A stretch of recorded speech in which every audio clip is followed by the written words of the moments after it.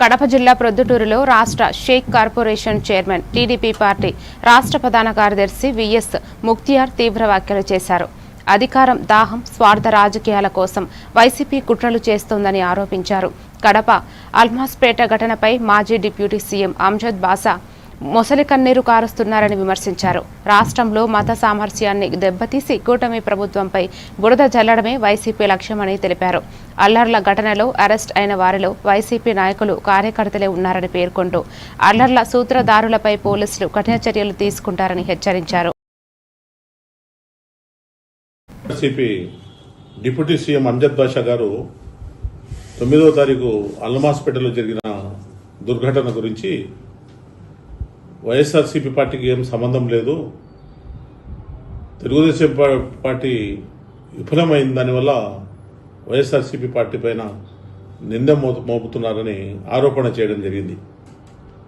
Telugu Desam party స్థాపించబడిన తర్వాత ఉమ్మడి రాష్ట్రంలో, మన రాష్ట్రంలో అల్లర్లకు మారుపేరుగా ఉన్నది. తెలుగుదేశం పార్టీ ఎన్టీ రామారావు గారు లేకుండా చేసి అటు హైదరాబాద్ పాత బస్తీలో కానీ, ఇటు విజయవాడ సిటీలో కానీ, ఇటు రాయలసీమలో ఫ్యాక్షనిజాన్ని కానీ రూపురేఖలు లేకుండా చేసింది ఎన్టీ రామారావు గారు, తెలుగుదేశం పార్టీ. దాని తర్వాత చంద్రబాబు నాయుడు గారని మన ఉమ్మడి రాష్ట్ర ప్రజలకంతా తెలుసు, తెలంగాణ, ఇటు ఆంధ్రప్రదేశ్. ఈరోజు అంజద్ బాషా చెప్తే అంజద్ బాషా దగ్గర తెలుసుకోవాల్సిన పరిస్థితి రాష్ట్ర ప్రజలకు లేదు. మన 9వ తారీఖు జరిగిన దుర్ఘటన మేము కూడా పోయినాము.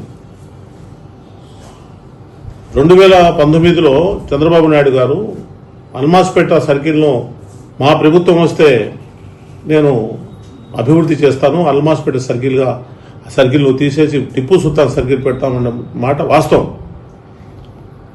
దురదృష్టవశాత్తు మా ప్రభుత్వం రాలే. వైఎస్ఆర్ ప్రభుత్వం వచ్చి 5 సంవత్సరాలు.